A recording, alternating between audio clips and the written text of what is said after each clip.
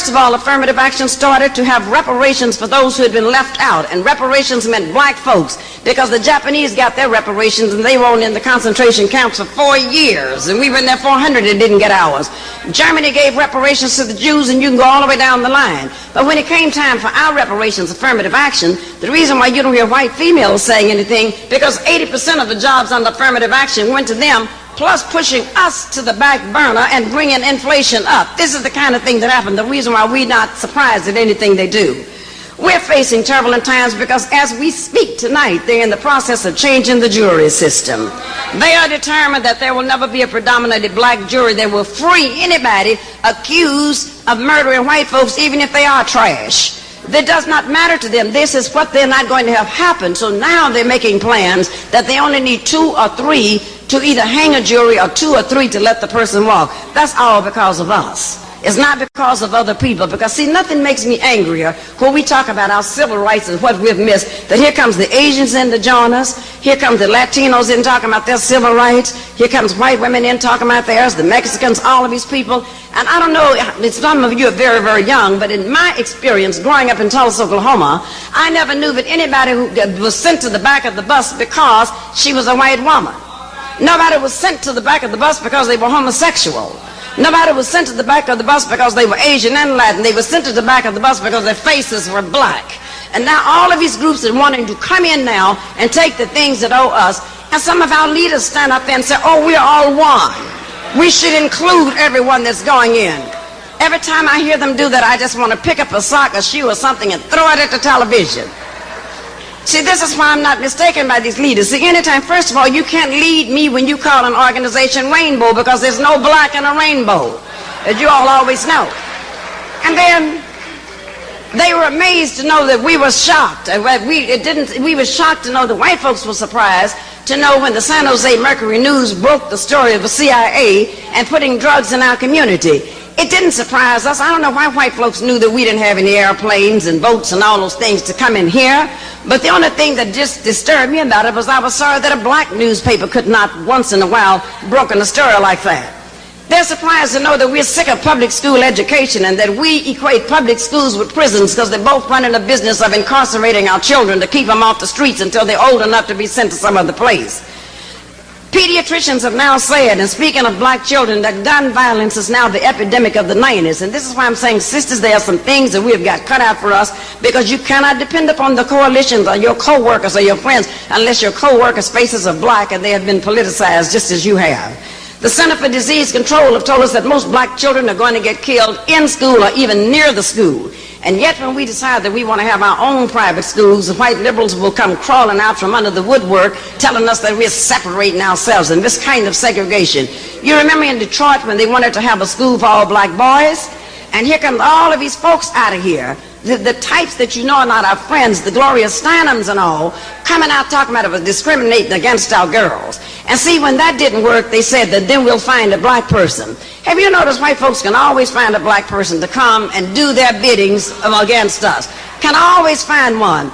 And they made a mistake to find a sister to come out against Julia Hare on CNN. And I told the sister during the break, I said, now you have your opportunity to either side with me or go home embarrassed to death. You have your choice to do whichever one you want to do. I said, because if you side with the white folks today, I'm going to treat you just like them.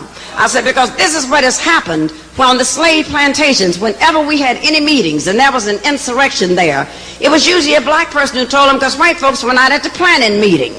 And I said, they're going to do the same thing to you as they did to the others. Once they pushed us into the river, whatever it was for trying to get away, they kicked the person in there who went back to tell them. So I said, you got your choice, and we're going to give you a countdown to 3. Sister got on there just singing right along with me, and knowing she didn't agree with me, but I told her, but you had your choice to either face me here or go home and face your community, either one that you chose to choose. You have to do that to them.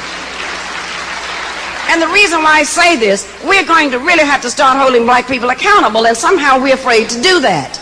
We put them in office, we're afraid to hold them accountable, because what they do, then they run for office, they come to groups like this, they go to all the black churches and they speak, and they have us out there selling fish dinners and chicken dinners and doing the chitlin strut and everything we can to raise money to get them in. And once they get in the office, they say, oh, I'm not an officer, I'm not the mayor of black people, I'm the mayor of all people. And see, I have a problem with that, because first of all, a serious revolutionary will not and does not even wish to become an elected official. I'm telling you about a serious revolutionary, because you cannot do that, because you have to serve two masters, and I think we were all taught you cannot serve two masters at one time. Because once you get into office, if you are not serving the folks who have bankrolled you, you are either going to be recalled, assassinated, or put out. Now, I'm not telling you not to vote for black folks, and I think that you should do that. Anytime a black person is running for office, vote for them, but don't expect for them to be your leader if you want to get liberation and go to freedom. You will always work with them, but your leaders cannot be elected officials, just like the white folks' leaders are not elected officials. You really don't think that Bill Clinton is running anything, do you? That's just the elected official. You really don't think those cabinet members are running their communities. They are elected officials. The business people and the scholars and the people like us who do all the thinking out here, that's who's running them and calling the shots. In other words, when we have elected officials, they are the puppets who should be out there dancing, but we are the puppeteers who should be pulling those strings, telling them what to say. And if they don't say those things, if you don't dance to those strings, then we're going to have to pull the strings and pull you off the stage.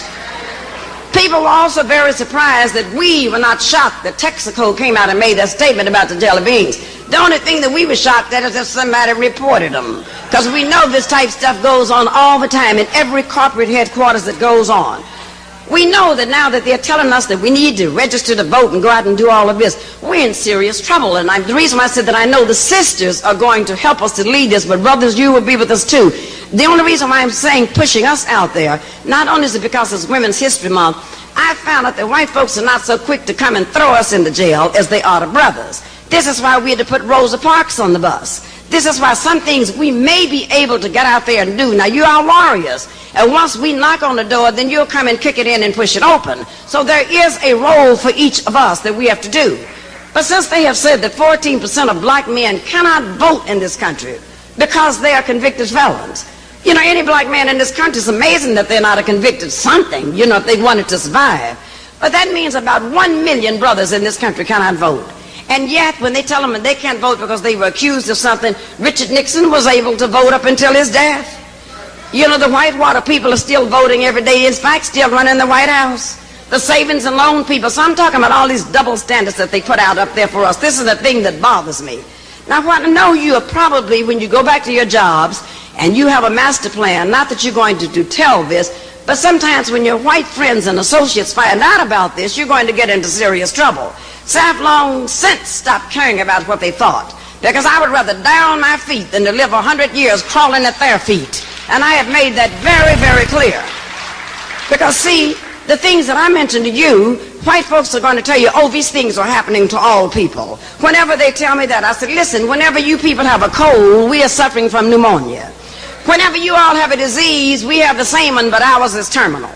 Whenever you organize a militia, they call them patriots. Whenever you organize as the Aryans, they call you misguided youth. But whenever black folk organize, they send us to jail and call us that we're nationalists and we're insurrectionists and trying to overthrow the country. So don't ever begin to believe, no matter how good your jobs are, no matter what you're doing, that we are all one. Because this is the thing that they like to convince us, that there really is no difference. I don't know why we sit down on our shows and we'll tell people that, what is her name, the Ricky Blaxploitation Lake Show, that likes to get these people on there always saying that I don't think it matters who you marry and this kind of thing. But the reason why they can run this on us, did you know that everybody in their world can tell who their enemies are? Everybody in this world except black folks.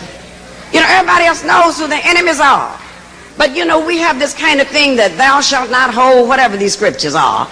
But you know, we really believe in that because we've had Baptist ministers since the days of the plantation, Methodist ministers. We've had ministers who've kept us in a prone position, kept us on our knees, but never did say that the Lord or Allah helps those who help themselves. So most of these people understand who their enemies are, but we do not understand that we're the most forgiving people. Don't you know, if you ask the Catholics who their enemies are, they'll tell you. They don't have to do any research. It doesn't matter where they are. They can immediately tell you that at 2 a.m. in the morning. Ask the Jews who their enemies are. They'll call them for you. Ask the Palestinians. Ask the Chinese. Ask the President of the United States. He'll tell you. But we believe we have no enemies. We believe we have no enemies. Because if we believe we had something, it means we'd have to fight. And some of us are not willing to do that. If we believe that we had some enemies, then it means that we would have to stand for something. This is the kind of thing. But one of the major reasons that black folks refuse to recognize that they're enemies of our progress and enemies of our people is because we are too busy looking for approval. We're too busy looking for acceptance from these people. We're too busy wanting, and no matter what you do, you're never really going to, in a white supremacist society, for people who brought you over here, who deem that you're inferior, you will never you'll never receive their approval or acceptance, and that's why I don't know why you seek it. The only thing that we should have them doing is fearing us, not accepting or doing these type things. This is what it is. But some of us will say, if we act out, it will hurt our image. Oh, what will white folk think? See, the Japanese aren't looking for acceptance, they're looking for superiority. The Koreans are not looking for acceptance, they're looking for superiority. The Russians, none of these groups are looking for acceptance from these people except us. Because you can believe this, all of these groups that I've named, the minute they get their superiority, don't expect them to be sympathetic either. They'll treat you just like the Europeans did. So when you decide to call yourself third world and all mixed up in coalitions with these people, you better watch and guard carefully who you coalesce with. So, sisters, let me tell you, I think that if we're going to be looking at the 21st century, it is really time for us to go to war. I know this sounds terrible, but it is really time. The reason why I say that, some of you are so young, but you do not understand. 40 years ago, we were having these discussions. 20 years ago, we keep reinventing the wheel because we still have not understood that we were not put here to service the needs of white folks and to win their acceptance. And this is the kind of thing that bothers me. And when I say if you're ready to go to war, if you're ready to come with me, you may have to lose some friends because, there are friends who don't want to be associated with people who make waves. You may have to lose some relatives because I've lost a few. I have two sisters in Oakland, California that are so bourgeois and such flag wavers that I only see them at funerals, hopefully at theirs. But these are the type things, that we have to go through and have to deal with. And you are also going to lose some of your white friends, and I know that harms a lot of you that you have to lose those friends, but you will lose some of them if you decide to do that. But see, one of the things that we're going to have to do, we're going to have to move just as aggressively as these white women move, but the only difference is we will move aggressively with our men. Now see, they're moving with theirs, but they don't want you to believe that. They want you to believe they are oppressed by those men and that they do not have enough money. But when those men have a chance to hire somebody that they call a, quote, minority, who do they hire, them or us? They hire them because they'd rather hire their mothers and their sisters and their lovers than to hire their enemies, which we are deemed to be by them. But see, let me tell you what we're going to have to do. First, sisters, we got to begin to have some very serious new racial strategies, which we have not had. We need a strategy that's just as Marcus Garvey said, the strategy needs to be race first. And when I say race first, I know a lot of you look up to those people who have not put race first. I think Shirley Chisholm is a wonderful person too. But when Sister stood up and said her oppression was more from being a female than being black, I said, now this is just the end. See, she can't be a part of the organization we're talking about. When Whoopi Goldberg said she had had worse treatment being a woman than she had ever had being black, and I know what part of a country she came from, and I know I'd be treated black, but I said, this is just it. When Michael Jackson, well, maybe he didn't say he had more treatment being a woman, whatever he said. So you can understand, the list goes down and down and down of what we may find out. And see, the only sisters that we should have, if we understand this, when we form our new organization, the sisters have to be black. There can't be women of color. There can't be multicultural. They can't be diverse. They can't be any of that. They got to be black. They got to be black women and identify themselves as that. They have got to do that. And first, I think we need to begin with an association of black women. Remember, I didn't say colored women's clubs, none of those things. The association of black women. Now, we can call ourselves African women if we want, but black women. It has to understand. And the only agenda that we have is not complex. It's to free ourselves, free our men, and to free our children. Freeing the black, that's the only agenda. Now, that's not difficult. That is not any formula that you have to go home and memorize. It's just freedom is the only word you got to think. Freedom, race, and black. Those are my only things if you can remember to do that. And the reason why I said we have to begin to do that, the association that we form is not to be confused with any existing organization. We're not to be confused with the coalition of 100 black women, and I'm not going to even go there because you all know them to yourself. We have to do that. It's not going to be confused with the National Council of Negro Women because I'm afraid that we may become Bella Abzug's sidekicks as they exist and they do right now. We're not going to call ourselves Jack and Jill because the organization that now calls it that is still confused with the nursery rhyme Jack and Jill's if you've ever seen them at any of their conventions and what they're doing. We're not going to call ourselves links because we'll be looking for linkage to Africa, and these people don't want links to anything but acceptance by white folks in the white junior league, so we don't want that. We are not going to probably include the sororities because they think they are more Greek than they are African, as you all well know. We're not going to bother with the missionary societies of the churches because they don't know what to worship yet, because they still have white Allahs and white gods upon their walls, so we will not deal with that. We can't deal with organizations by farm elected officials like C. Dolores Tucker, who goes after our children for their language but doesn't bother white rappers like Vanilla Ice and people like that for all the language that they say. In other words, they can't have step. They can't be black Anglo-Saxons, and as I've told you before, black Anglo-Saxons are people who disidentify with black, don't know who they are. Some of you may be related to black Anglo-Saxons, some of you may know some, and some of you may even be a black Anglo-Saxon. Well, see, we don't have room for people like that. And when they come into our organization and they speak this kind of stuff, then we will refer them to other groups that they can go to, because we're about freedom and liberation, and we are very, very serious in what we have to do there. You see, if these groups that I just named were doing what I just said that we need to be doing, then we wouldn't even have to form anything new. But I'm afraid we got 3 years to get it done. In the new organization that we have, we would bring an outcry to anything that impinges on black folk as a group, not as individuals. And let me tell you how that could be done.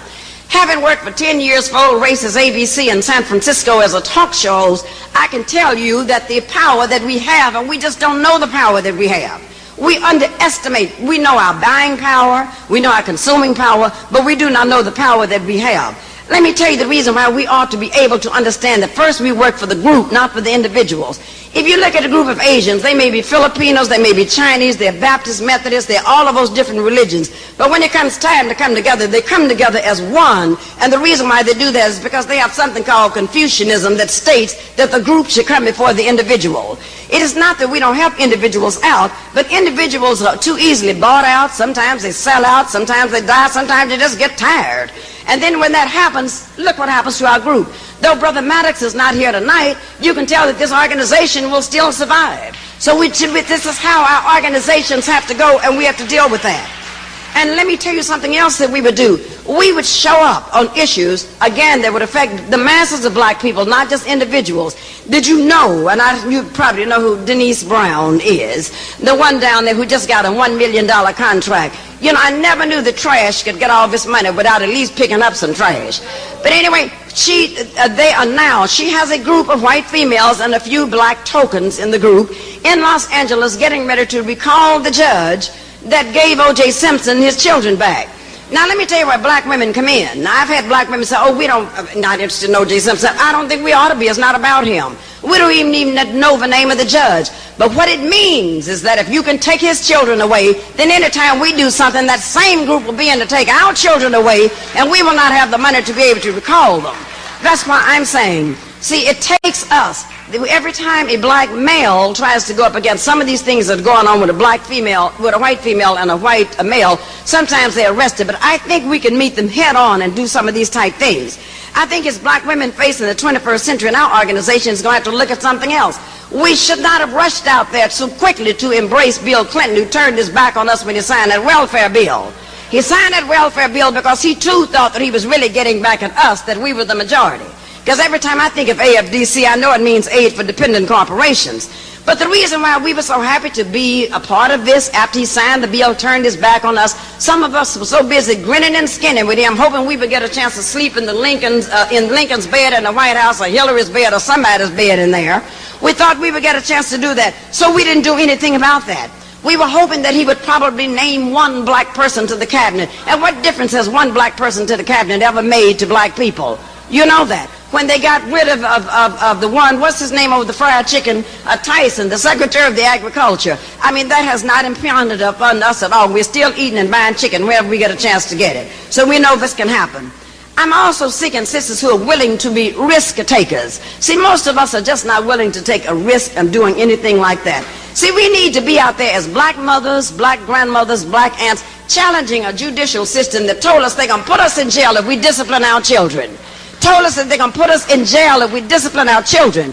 Did you know, as a psychologist, I see them every day when I go to court, when the judges are white, everybody in there is white but the bailiffs and Julia, taking the children away because if you look at them hard, you're accused of psychological abuse. And God forbid should you take them out to the backyard and get a switch off that peach tree and put it on their legs. They're taking black children away.